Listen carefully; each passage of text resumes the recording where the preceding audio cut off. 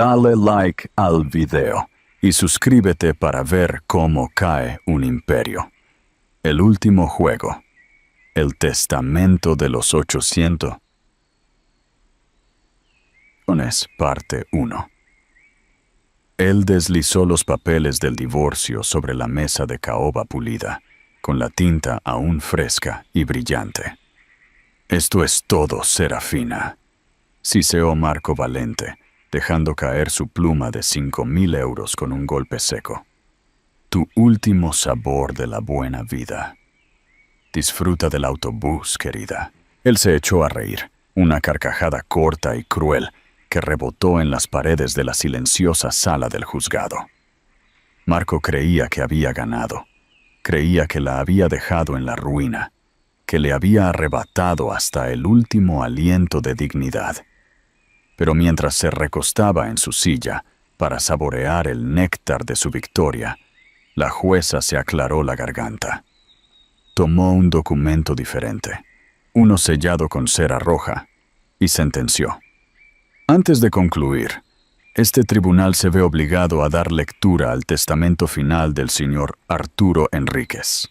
Marco se congeló. La trampa que nunca vio venir estaba a punto de saltar. El ático y la cárcel de cristal. El ático en el número 145 de la calle Serrano, en Madrid, era menos un hogar y más un museo al ego de Marco Valente. Todo era cristal, acero y mármol blanco frío, con vistas al Parque del Retiro. Para Serafina Enríquez, había sido una jaula de oro durante 8 largos años. Marco la encontró cuando ella era una joven y brillante curadora, organizando una exposición sobre la restauración del arte renacentista. Él era magnético, ambicioso, irradiaba esa energía despiadada que el dinero nuevo de España encontraba embriagadora. En aquel entonces, Marco no era rico, solo era un corredor de bolsa con mucha audacia y un hambre insaciable. Lo que él vio en Serafina no fue su inteligencia ni su pasión. Vio su apellido, Enríquez.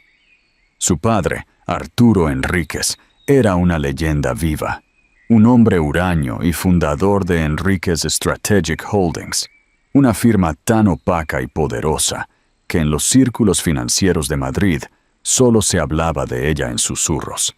Marco se casó con el apellido, y con él asumió que la fortuna vendría de la mano.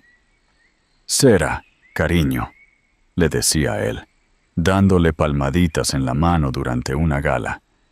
«Dile a tu padre que tenemos que jugar al golf». «Él no juega al golf, Marco. Lo sabes», murmuraba ella. «Cierto, cierto. Bueno, que su gente llame a la mía. Ahora somos familia». Pero Arturo Enríquez nunca llamó. Despreció a Marco desde el primer y único encuentro que tuvieron. «Es un buitre, Serafina», le advirtió Arturo, con la voz ronca por toda una vida de habanos. «Él no te mira a ti. Él te evalúa como a un activo. Hay una diferencia».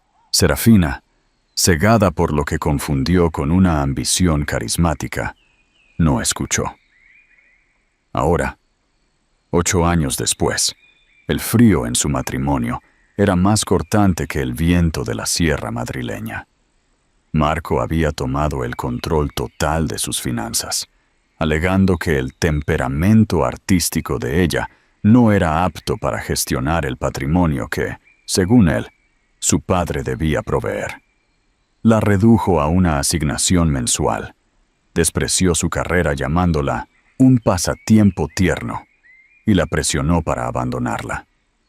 Su vida se encogió a juntas de caridad y cenas silenciosas, donde Marco alardeaba de su genio. Serafina se convirtió en un fantasma en su propia casa. La grieta en el muro. La primera grieta apareció un martes. Marco estaba en una reunión y su portátil personal, normalmente blindado, estaba abierto sobre el escritorio. Una notificación saltó. era de una tal Isabela Sanz. No fue el mensaje lo que detuvo el corazón de Serafina, sino la imagen adjunta, una confirmación de transferencia bancaria por 75,000 euros. El asunto decía: para el nuevo piso de la Castellana, cariño, no puedo esperar. Serafina se sentó en el escritorio, con las manos temblándole tanto que apenas podía mover el ratón. Le tomó 10 minutos encontrar la carpeta etiquetada como contingencias. No era solo Isabela. Eran inversiones en la empresa de diseño de interiores de Isabela. Eran viajes a los que Serafina nunca fue invitada. Era una vida paralela, pero lo peor estaba por venir. Encontró una subcarpeta llamada Liquidación Enríquez. Dentro había correos entre Marco y sus abogados, trazando estrategias sobre cómo disolver y liquidar Enríquez Strategic Holdings tras la muerte de Arturo. A su padre le habían diagnosticado cáncer de páncreas 6 meses atrás.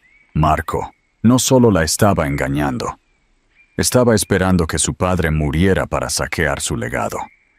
No era un buitre. Era un parásito alimentándose de un cuerpo que ni siquiera estaba frío. ¿Qué harías tú si descubrieras que tu esposo planea saquear la herencia de tu padre mientras él aún lucha por su vida? Cuéntanos en los comentarios. El último juego. El testamento de los 50 millones, parte 2. Esa misma noche, Serafina confrontó a Marco. No gritó. Su voz era algo bajo, gélido y sin vida. Isabela Sanz, dijo ella, sosteniendo la impresión de la transferencia bancaria. Marco ni siquiera tuvo la decencia de parecer culpable. Sorbía su Macallan de 25 años, haciendo girar el líquido ámbar en la copa. Has estado husmeando. Eso es decepcionante, Serafina. Me estás robando, Marco. Estás robando a mi familia. Él se echó a reír. De hecho, se carcajeó en su cara. ¿Robar? Cariño, se llama gestión de activos. Estoy protegiendo nuestro futuro del modelo de negocio arcaico de tu padre. Y en cuanto a Isabela, bueno, un hombre tiene necesidades. Necesidades que tú no has tenido interés en satisfacer desde hace mucho tiempo. Quiero el divorcio, susurró ella, y las palabras le supieron a ceniza. Marco dejó su copa. Sus ojos se volvieron planos y duros como el granito. No, yo quiero el divorcio, y acabas de cometer un error muy estúpido. ¿Crees que puedes luchar contra mí? Tú, que no has ganado un euro en 8 años.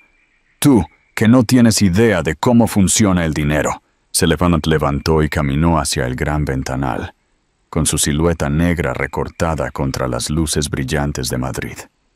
Tu padre se está muriendo, Serafina, y por lo que mis contables pueden ver, su empresa es un castillo de naipes. Está apalancado hasta el cuello. Cuando él se vaya, ese gran legado será solo una montaña de deudas. No tienes nada. No eres nada sin mí. Si te portas bien, seré generoso. Te dejaré quedarte con algunos cuadros de tu madre. Si peleas, te borraré. Te quitaré este ático. Te quitaré el arte. Te quitaré tu nombre. Y te dejaré sin nada más que la ropa que llevas puesta. El titán caído y el documento secreto. Arturo Enríquez murió 3 semanas después. El funeral fue un asunto sombrío y elegante. Marco era la imagen perfecta del yerno afligido, con su mano firmemente apoyada en la espalda de Serafina, aceptando condolencias de personas que apenas acababa de conocer. Serafina estaba entumecida, pero su dolor estaba entrelazado con un recuerdo frío y agudo. Su última conversación con su padre en la suite privada de un hospital en Madrid. Arturo parecía un esqueleto, un titán caído conectado a una docena de máquinas. Pero sus ojos seguían siendo el azul afilado y calculador de un halcón. Te ha servido los papeles. raspó Arturo. No era una pregunta. Serafina asintió, con las lágrimas brotando. Dice que estás en quiebra, papá. Dice que la empresa no vale nada. Está intentando quitárnoslo todo. Arturo dejó escapar una risa débil y seca que se convirtió en tos. Bien. Deja que lo piense. ¿Qué? No entiendo. Tengo miedo. Deja que piense que es el hombre más inteligente de la sala, susurró Arturo. Los buitres solo atacan cuando huelen la muerte. Deja que la huela.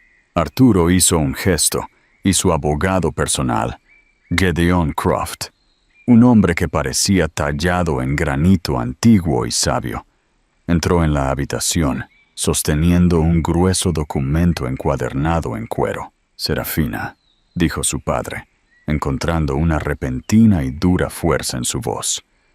No soy un buen hombre, pero soy un hombre minucioso.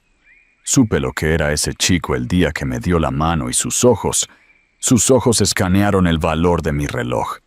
Vas a firmar esto. Es mi testamento, pero es diferente. Es una trampa, Serafina. Una trampa muy, muy cara. Y el cebo eres tú. ¿Qué hace este documento?, preguntó ella con la mano temblando. No hace nada, explicó Arturo. Mientras estés casada con él, mientras él tenga el más mínimo derecho sobre ti o sobre mi legado. Este testamento permanecerá sellado y mis activos congelados en un bono corporativo. Gideon Croft habló con su voz de barítono bajo. El testamento estipula, señorita Mirita Enríquez, que sus términos solo se ejecutarán en el momento preciso, legal y finalizado de la disolución total de su matrimonio. Es poco convencional, pero está blindado. Él piensa que no tienes ni un céntimo, susurró Arturo. Debes seguir pensándolo. Él debe ser quien impulse el divorcio. Él debe ser el primero en firmar.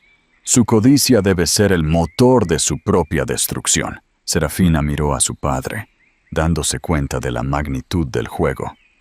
Pero mientras tanto, él me está humillando. Me está dejando sin nada. Debes permitirlo, sentenció Arturo. Debes soportar la actuación, Serafina. Prométeme que aguantarás hasta el acto final. Lo prometo, papá. Esto se va a poner épico.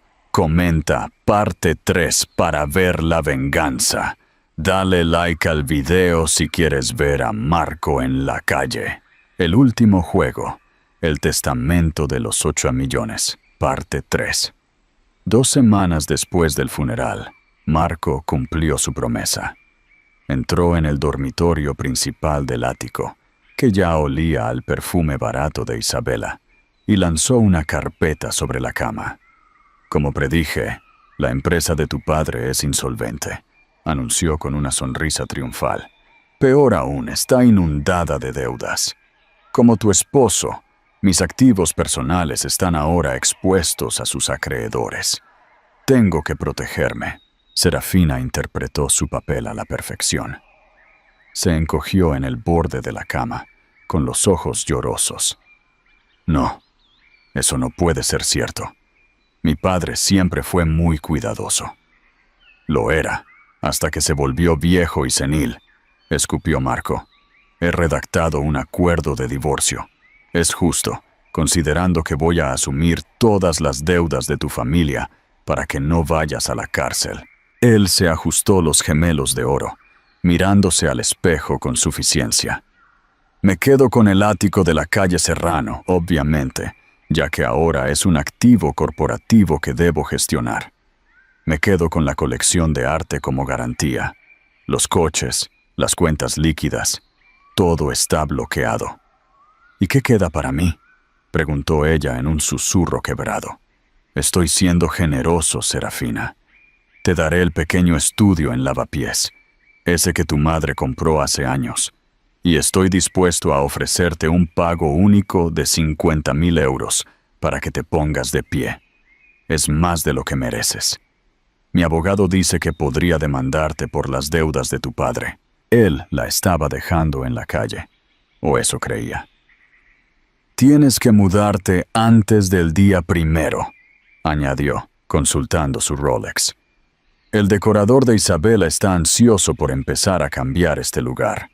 No te lleves nada que no sea explícitamente tuyo, que, según recuerdo, es solo tu ropa». La guerra psicológica y el abogado novato.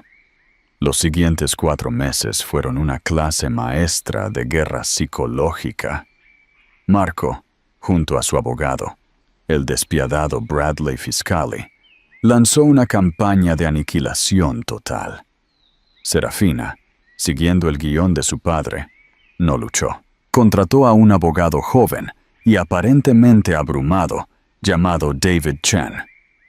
David parecía siempre estresado. Se le caían los papeles y hablaba con tartamudez frente a Marco. Era perfecto. Lo que Marco no sabía era que David Chen era un genio asociado de la firma de Gideon Croft, interpretando el papel de su vida.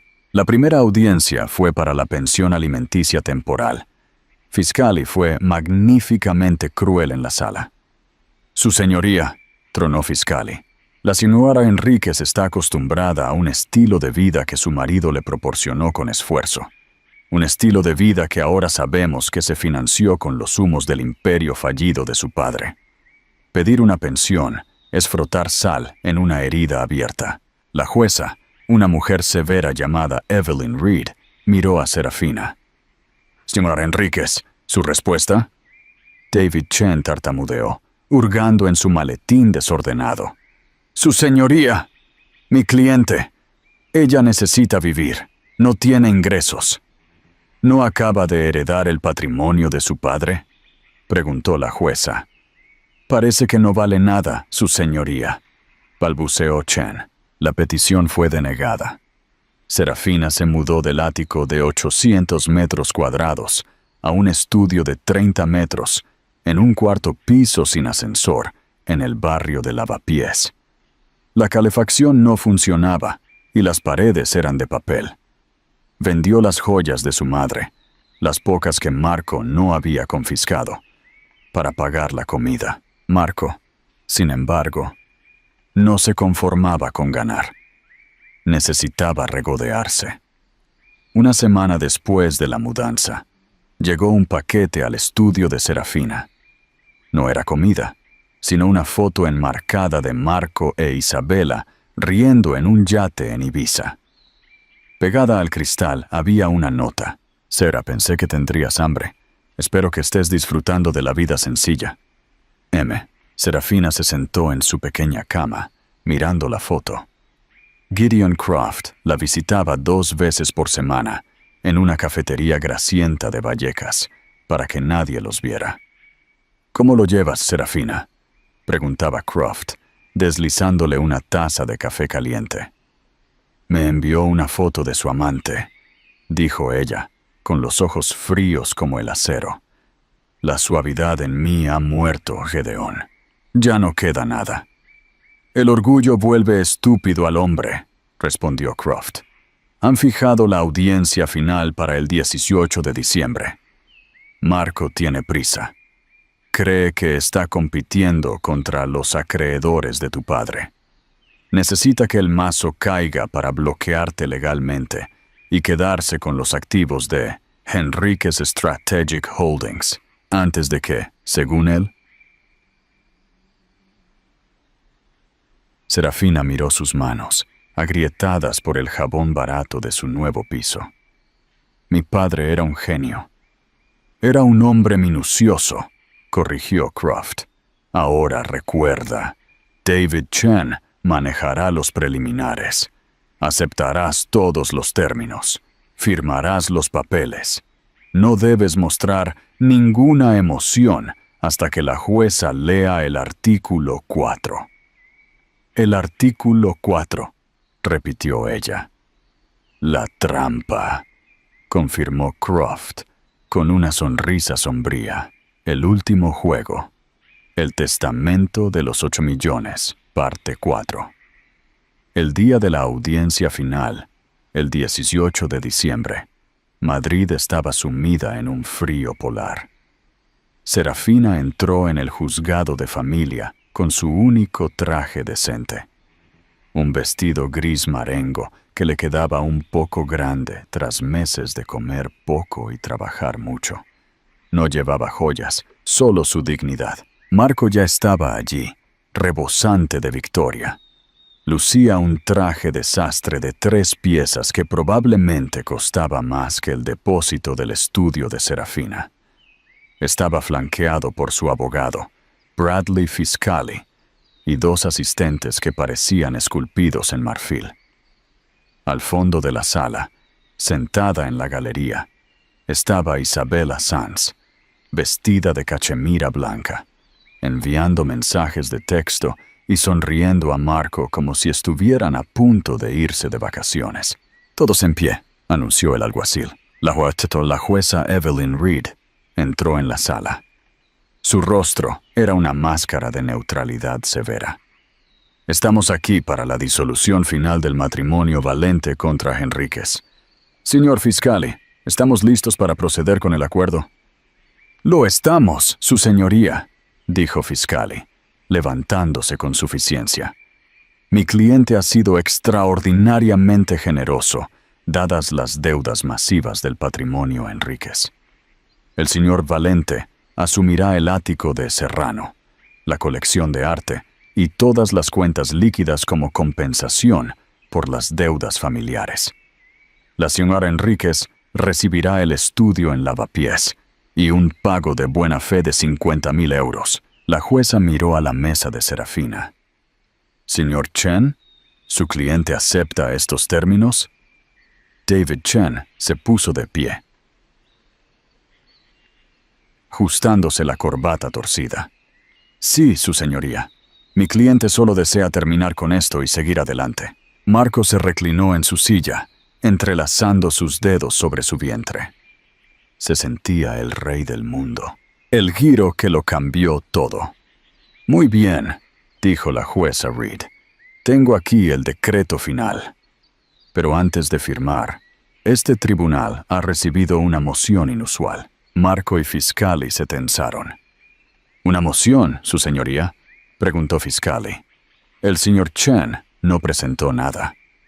«No viene del señor Chen», aclaró la jueza.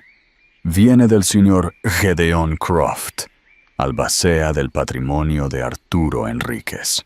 En ese momento, Gedeon Croft entró en la sala. Ya no llevaba su ropa vieja de la cafetería. Vestía un traje de 10.000 euros hecho en Savile Row que irradiaba una autoridad que succionó el aire de la habitación. «Señor Croft, esto es un divorcio», espetó Fiscali. «No tiene jurisdicción aquí». «Al contrario», tronó la voz de Croft. «Su señoría, he presentado una petición para que el testamento final del señor Henríquez sea leído e incluido en esta acta. La razón es que el artículo 4 y el artículo 5 del testamento son cláusulas vinculantes ligadas directamente al acuerdo prenupcial que ambos firmaron». Marco palideció. «¿El prenupcial?» Ese acuerdo decía que ella no se llevaba nada mío y yo nada de ella. «Es nulo». «No es nulo, señor Valente», dijo la jueza Reed, abriendo un sobre sellado con cera. «Es específico. El acuerdo establece que los activos adquiridos durante el matrimonio se dividirían según las estipulaciones del patrimonio de Arturo Henríquez, siempre y cuando él muriera durante el matrimonio». La trampa se cierra. La jueza hizo un gesto a Serafina y a Marco para que se acercaran al estrado. «Firmen el decreto de divorcio primero. La disolución debe ser final para que el testamento sea ejecutable». Marco, ansioso por terminar de aplastar a Serafina, agajó su pluma de oro. «Este es tu último sabor de la buena vida, Sera», le susurró al oído con un siseo venenoso. «Voy a comprar ese agujero donde vives, solo para desahuciarte. Disfruta del autobús, patética». Él firmó con una rúbrica enorme y arrogante. Marco Valente. Subrayó su nombre 2 veces. Serafina firmó con mano firme. Serafina Enríquez. Había soltado el apellido Valente antes de que el mazo cayera. ¡Pum! El mazo golpeó el bloque. El divorcio queda finalizado a las 14:17 horas del 18 de diciembre. El matrimonio queda disuelto, sentenció la jueza. Y ahora pasamos al testamento. La jueza Reed se puso sus gafas de lectura y abrió el grueso documento. Yo, Arturo Enríquez, declaro lo siguiente. Jamás confié en Marco Valente. Supe que era un parásito desde el día que conoció a mi hija. Es un hombre de una arrogancia profunda y carácter superficial. Fiscali saltó de su silla. ¡Objeción! Esto es calumnioso. Es el testamento legal del difunto. Siéntese, ordenó la jueza. Por lo tanto, he estructurado mis asuntos en consecuencia. Tras mi muerte, todos mis activos líquidos y fijos de Enríquez Strategic Holdings no fueron legados a mi hija Serafina. Marco dejó escapar una risita corta y miró a Isabela. «¿Ves? Te lo dije. El viejo no le dejó nada», pensó. Pero la jueza continuó. En su lugar, fueron colocados en un bono fiduciario corporativo intransferible por 25 años. Este bono fue valorado en el momento de mi muerte en aproximadamente 80 millones de euros. A Marco se le escapó el aire de los pulmones. Isabela dejó caer su teléfono al suelo. Este bono contiene una sola cláusula de aceleración vinculante, leyó la jueza. Dicha cláusula solo se activará por un evento. La disolución legal, finalizada e incontestada del matrimonio de Serafina Enríquez con Marco Valente. Marco se puso lívido. Miró el papel que acababa de firmar. Miró el reloj. Eran las 14:19. «No», susurró. «No puede ser». «Y a las 14:17 de hoy», continuó la jueza, «el bono de 850 millones se liquida inmediatamente. Todo el capital y los intereses acumulados se transfieren, libres de impuestos, a una nueva sociedad holding privada, cuya única propietaria, directora y firmante es mi hija, Serafina Enríquez». Serafina respiró hondo. El peso de un año de humillaciones se desvaneció. «Pero el acuerdo, el ático, el arte», tartamudeó Marco. «Ella afirmó que eran míos». «Eso nos lleva al artículo 5», dijo la jueza con una mirada devastadora. «Soy consciente de que mi yerno ha estado malversando fondos de mi empresa para financiar su estilo de vida. Por lo tanto, declaro que todos los activos adquiridos por Marco Valente durante su matrimonio, el ático de Serrano, la colección de arte, los coches de lujo, no fueron comprados con su dinero». «¿Qué?», chilló Marco. «Fueron comprados», leyó la jueza, «usando una línea de crédito corporativa de una subsidiaria que Marco creía suya. En realidad, él estaba firmando préstamos corporativos garantizados. Y dado que ahora mi hija es la dueña del 100% de la empresa matriz, Marco Valente le debe a Serafina Enríquez la suma total de 60 millones de euros, pagaderos inmediatamente». Marco se desplomó en su silla. Su abogado, Fiscali, dejó caer su maletín. Serafina se levantó. Caminó hacia su exmarido, que ahora parecía un hombre pequeño y encogido en su traje caro. Se inclinó y le susurró al oído con la misma suavidad con la que él la había insultado minutos antes. «Disfruta del autobús, Marco». Serafina Enríquez salió del juzgado como la mujer más poderosa de España. Marco Valente se quedó allí, procesando que su propia codicia fue la llave de su celda. El buitre se había quedado sin alas. El último juego. El testamento de los 810 millones. Parte 5. El silencio en la sala 4B del juzgado era tan denso que se podía cortar con un cuchillo. Marco Valente estaba allí, con la mirada perdida en el veteado de madera de la mesa, procesando una realidad aterradora. No solo no era millonario, sino que debía una fortuna que no tenía. «Su señoría, esto es una emboscada legal», balbuceó Bradley Fiscali, intentando desesperadamente salvar lo poco que quedaba de su prestigio. «Mi cliente ha sido engañado». «Su cliente», intervino Gedeon Croft con una voz que resonó como un trueno, «firmó cada contrato de préstamo corporativo de forma voluntaria. Pensó que estaba usando el dinero de su esposa, pero en realidad estaba cavando su propia fosa financiera. Como albacea, ya he presentado las órdenes de embargo preventivo sobre todas las cuentas personales del señor Valente». Serafina se puso de pie. El traje gris marengo, que antes parecía el uniforme de su derrota, ahora lucía como la armadura de una conquistadora.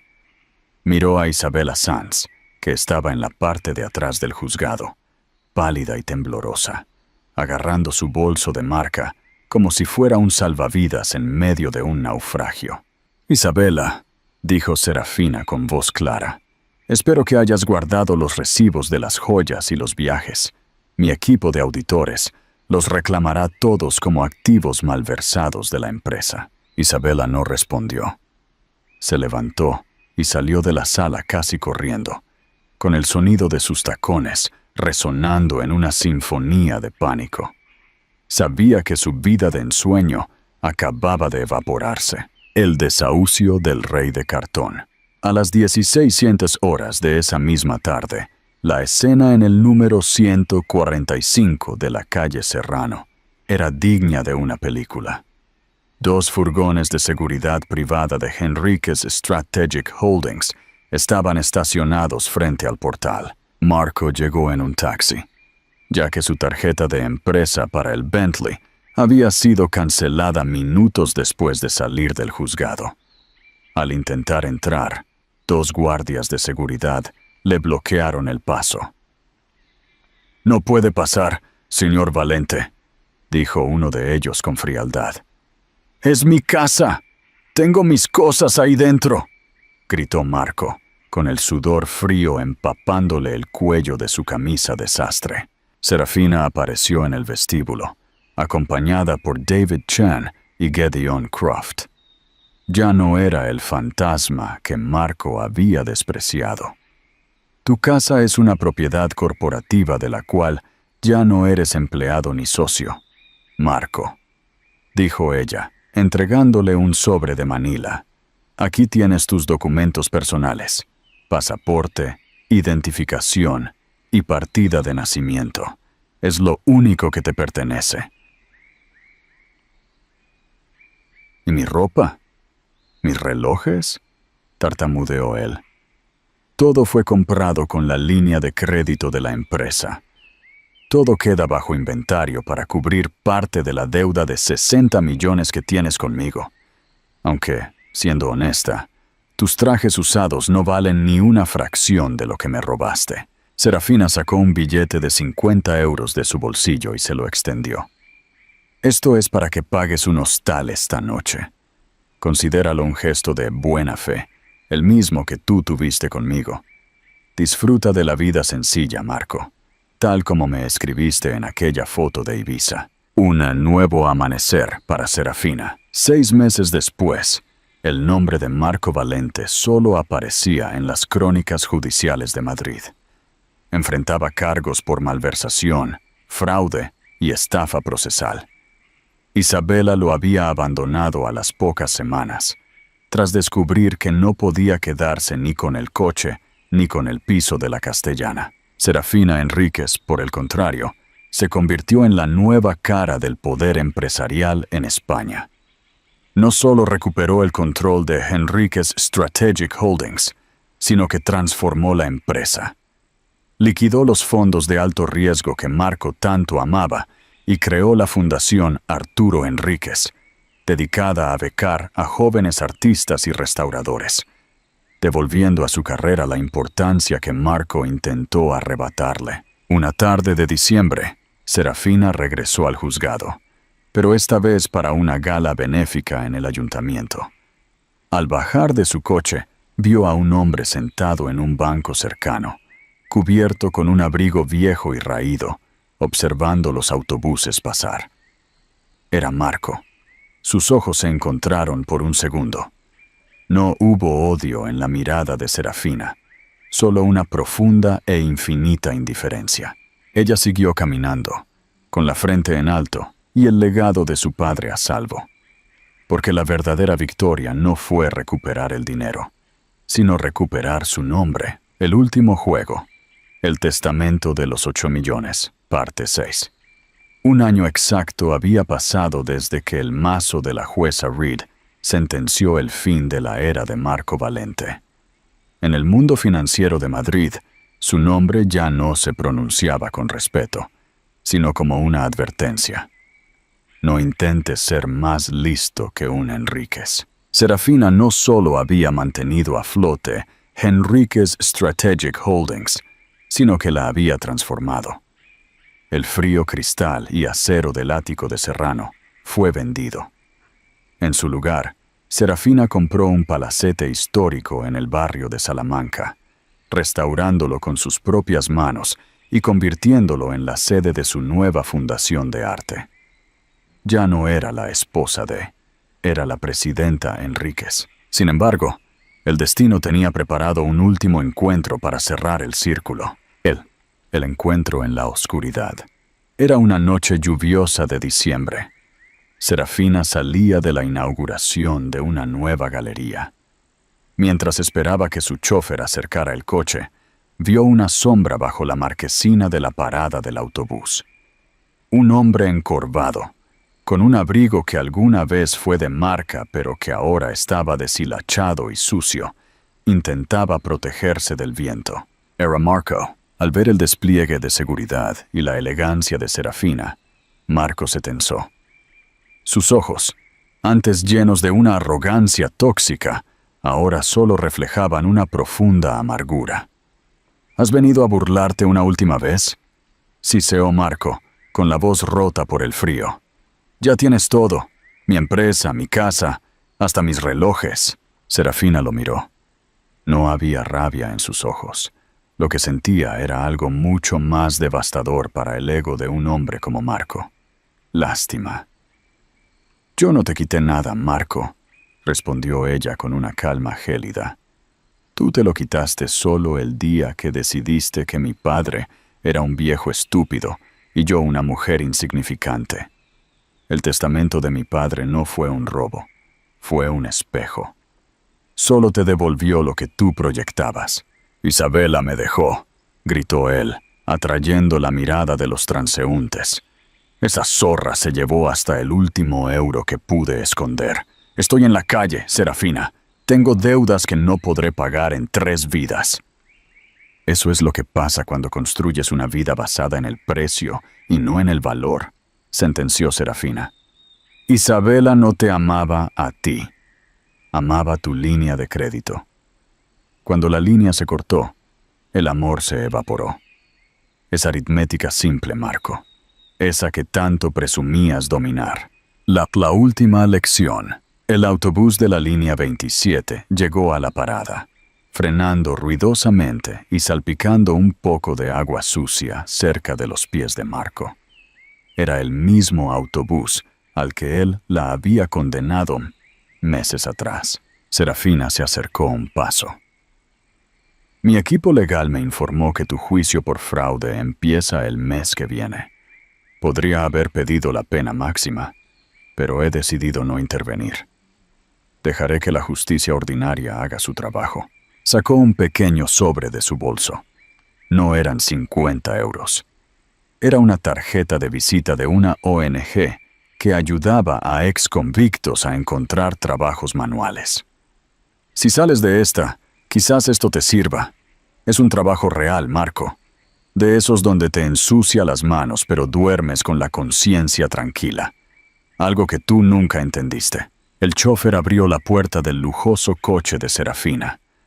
Ella subió sin mirar atrás. Marco se quedó allí, con la tarjeta en la mano, mientras el autobús abría sus puertas frente a él. Esa noche, mientras Serafina brindaba con Gedeon Croft por el futuro de la fundación, Marco Valente subía al autobús, solo, derrotado, y comprendiendo que el buen vivir que tanto alardeaba nunca fue suyo, sino un préstamo que la vida acababa de cobrarle con intereses. El último juego. El testamento de los 8 millones. Parte 7. Final. 10 años habían pasado desde que el nombre de Marco Valente desapareció de los titulares financieros de España.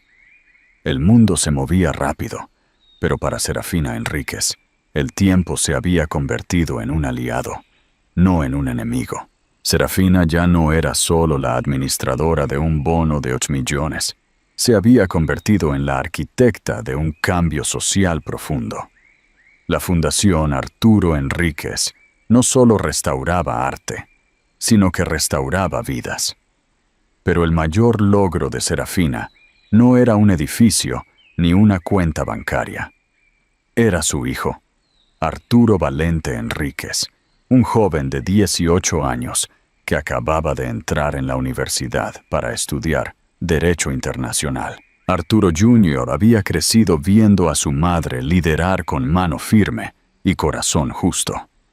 Sin embargo, Serafina sabía que antes de que él asumiera su lugar en el consejo de la empresa, debía conocer la verdad completa sobre su origen. Una visita al pasado.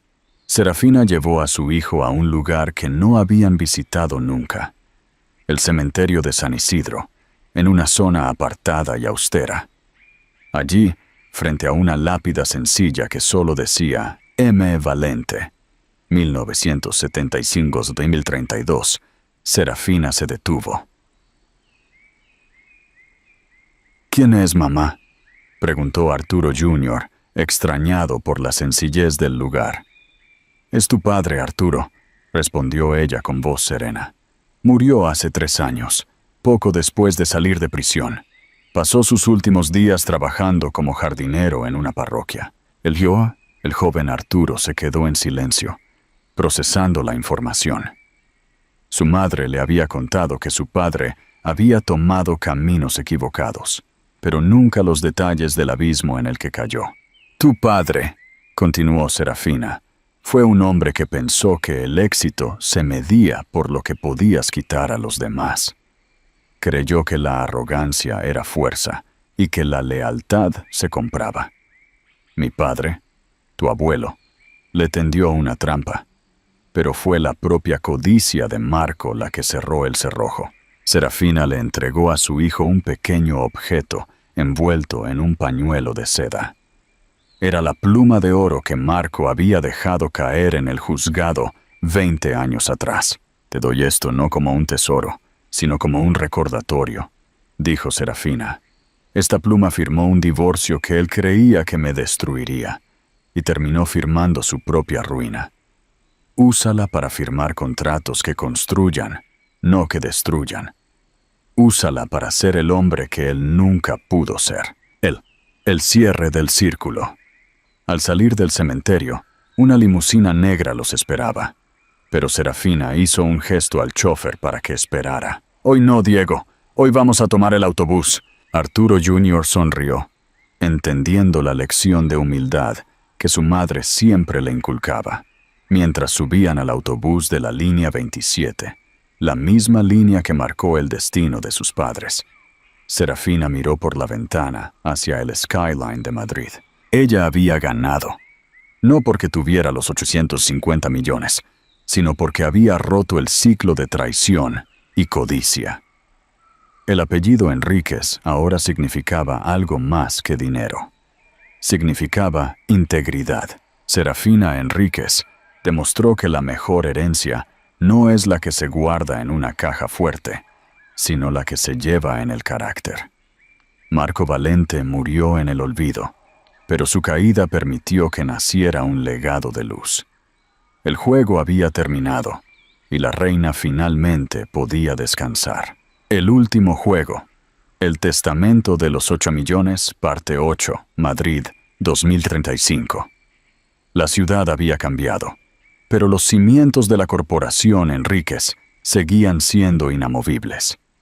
Serafina, ahora una mujer de una elegancia madura y una sabiduría que imponía respeto en cualquier consejo de administración, se encontraba en su despacho de la Puerta de Europa. Sin embargo, un fantasma del pasado estaba a punto de llamar a su puerta.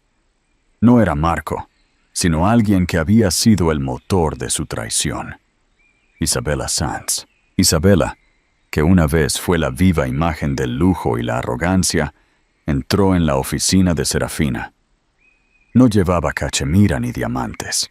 Vestía un traje gastado de una tienda de saldos y sus ojos, antes altivos, estaban nublados por el cansancio de una vida de huidas.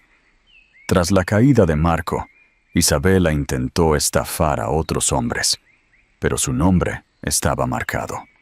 El mundo de la élite tiene una memoria implacable. El encuentro de las dos reinas. «¿Qué quieres, Isabela?», preguntó Serafina, sin levantarse de su silla, con una calma que hizo que la otra mujer se estremeciera. «He venido a pedir clemencia», susurró Isabela, bajando la cabeza. «Estoy en la lista negra de todas las empresas de España. Nadie me da trabajo. Vivo en una habitación alquilada y me van a desahuciar mañana». Serafina la observó en silencio. Recordó el día en que Isabela se reía de ella desde el Bentley. Recordó cómo la llamaba muerta de hambre, mientras se mudaba a su propia casa. «Tú no viniste por clemencia, Isabela. Viniste por dinero. Porque sigues pensando que el mundo te debe algo por ser bonita. Pero la belleza es un activo que se deprecia. ¿Y tu carácter? Bueno, tu carácter siempre fue insolvente». «Marco me engañó también», chilló Isabela, con la desesperación asomando por sus grietas. «Él me dijo que tú no tenías nada.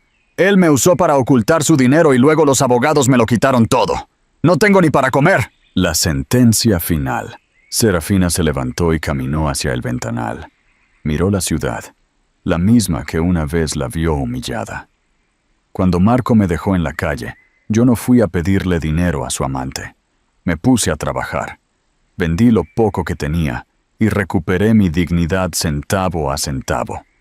Tú, Isabela, buscas un atajo incluso ahora que estás en el fondo del pozo». Serafina tomó un sobre de su escritorio. Isabela dio un paso adelante, con la codicia brillando en sus ojos por un segundo. Pero cuando lo abrió, no había un cheque. Había un contrato de limpieza para una de las sedes de la fundación, en las afueras. «Es un trabajo de 8 horas, con salario mínimo y seguridad social», dijo Serafina. «Tendrás que fregar suelos y limpiar cristales. Los mismos cristales que antes mirabas con desprecio desde tu yate. Es la única clemencia que tengo para ti. La oportunidad de ganar un sueldo honesto por primera vez en tu vida».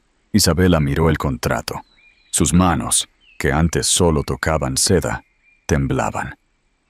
«¿Quieres que limpie suelos? Si te parece poco, la puerta está abierta», respondió Serafina. «Pero recuerda, afuera solo te espera el hambre. Aquí te espera el respeto que se gana con el sudor. La elección es tuya». Isabela, con lágrimas de pura humillación, firmó el contrato. Salió de la oficina con la cabeza baja, mientras los empleados de la corporación, que antes le temían, ahora ni siquiera la miraban. Serafina Enríquez cerró el círculo. No solo derrotó a su exmarido, sino que convirtió a su amante en el recordatorio vivo de su victoria. La justicia de los Enríquez no era rápida, pero era absoluta. El reino estaba en paz, y el pasado, finalmente, estaba barriendo el suelo del presente. El último juego. El testamento de los 850 millones. Parte 9. El final. El invierno de 2040. Llegó a Madrid con una serenidad inusual. Los rascacielos de la ciudad, muchos de ellos ahora bajo el sello de Enríquez Global, brillaban bajo una luna de plata. Serafina Enríquez, a sus 60 años, se encontraba en la biblioteca de su palacete. Ya no necesitaba el fragor de las batallas legales ni el frío de las salas de juntas. Su obra estaba completa. Frente a ella estaba su hijo, Arturo Jr., quien ya no era un estudiante, sino un hombre de 30 años con una reputación de hierro y un corazón justo. Esa noche no era una noche cualquiera. Era la noche en que Serafina le entregaría oficialmente el control total del bono fiduciario que Arturo el Grande creó hace décadas. El último secreto de Arturo. El Grande Serafina sacó una pequeña llave de un compartimento oculto en su escritorio de caoba. Arturo, siempre pensaste que el bono de los 8 millones era solo dinero, dijo ella, con una voz llena de una paz profunda. Pero hay una última sección del testamento de tu abuelo que solo podía leerse hoy, cuando la corporación estuviera libre de todas las deudas del pasado. Serafina le entregó un papel amarillento. En él, con la letra firme y algo temblorosa de su padre, decía: Serafina, si estás leyendo esto es que has ganado. El dinero solo fue el cebo. El verdadero bono de 850 millones no está en el banco. Está en el carácter que forjaste mientras todos pensaban que no tenías nada. El mayor activo de los Enríquez no es el capital. Es nuestra capacidad de resistir cuando el mundo nos da la espalda. Arturo Jr. leyó las palabras de su abuelo y miró a su madre. Por primera vez, entendió que la trampa de su abuelo no fue solo para destruir a Marco Valente, sino para construir a la mujer que ahora tenía delante. El destino de las cenizas. Mientras ellos celebraban el futuro, el pasado terminaba de desvanecerse. Isabela, tras años trabajando en la fundación, había encontrado una redención silenciosa. Murió meses atrás, habiendo aprendido que el valor de una persona no reside en el bolso que lleva, sino en la limpieza de su mirada. Serafina, en un acto de suprema nobleza, pagó su entierro y se aseguró de que no le faltara nada en sus últimos días. En cuanto a Marco Valente, su nombre ya no era ni siquiera un susurro. En los archivos de la corporación, su rastro había sido borrado, no por odio, sino por la absoluta falta de relevancia. Había sido una lección necesaria, una nota al pie en la gran historia de los Enríquez. La reina se retira. Esa noche, en una gala privada para celebrar el traspaso de poder, Serafina se puso de pie y levantó su copa. No llevaba zafiros ni diamantes llamativos, solo un sencillo colgante de plata que perteneció a su madre. Durante 20 años, comenzó Serafina, mirando a los ojos de su hijo, corrí una carrera que otros empezaron por mí. Hoy, esa carrera termina. Me retiro no porque esté cansada, sino porque el reino está en las mejores manos posibles. Arturo, el mundo te verá como el heredero de una fortuna, pero yo te veo como el heredero de una verdad. El poder es una herramienta para servir, no para dominar. Serafina bajó del estrado. No hubo aplausos estruendosos, solo un silencio cargado de respeto absoluto. Caminó hacia la salida, donde su coche la esperaba para llevarla a su estudio de restauración en el campo. Iba a volver a sus óleos, a sus pinceles y a la paz que le fue arrebatada cuando era joven. Al salir al aire fresco de Madrid, Serafina vio pasar un autobús de la línea 27. Sonrió para sí misma.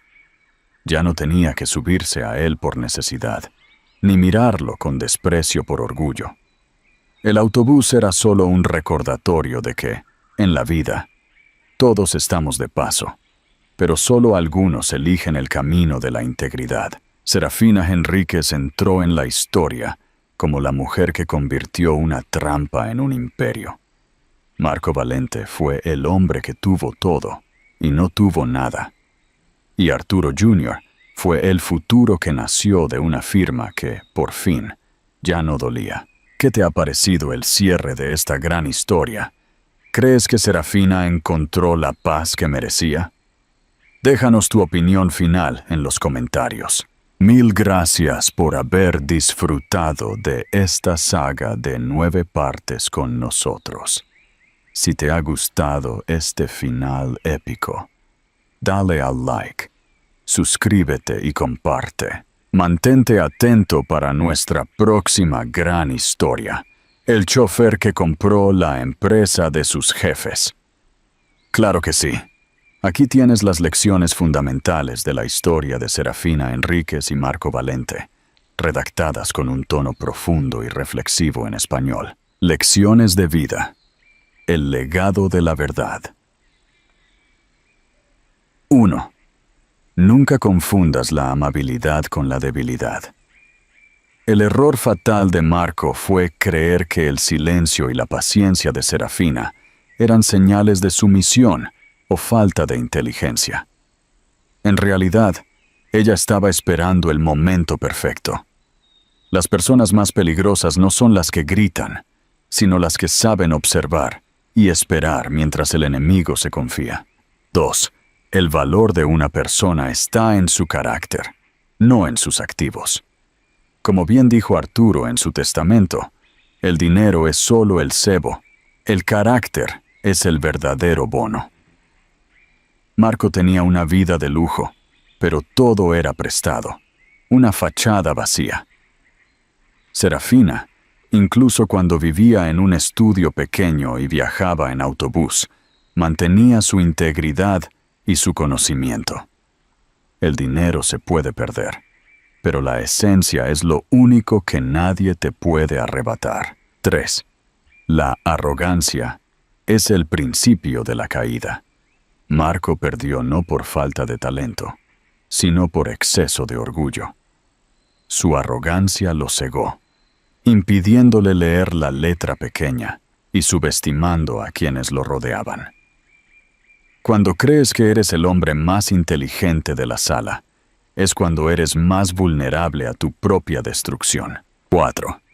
El que ríe último, ríe mejor. La ley del karma. Marco utilizó la humillación del autobús para pisotear a Serafina, y el destino hizo que él terminara su vida dependiendo de ese mismo transporte. Isabela usó su belleza para escalar y despreciar, y terminó ganándose la vida con el sudor de su frente en un trabajo humilde. Lo que lanzas al mundo siempre regresa a ti, a veces con intereses. 5. La paciencia es una estrategia de poder. Serafina soportó meses de humillación pública y privaciones para que la trampa legal funcionara. Esta historia nos enseña que para obtener una victoria absoluta, a veces debemos sacrificar nuestro ego a corto plazo y mantener la vista fija en el objetivo final. 6. La indiferencia es la venganza suprema. Al final, Serafina no odiaba a Marco ni a Isabela. Simplemente dejó de pensar en ellos. El odio sigue siendo un vínculo. La indiferencia es la libertad total. La mejor forma de ganar no es destruir al otro, sino construir una vida tan plena que el otro ya no tenga ninguna relevancia en ella. El dinero puede comprar una posición, pero solo la integridad construye un imperio.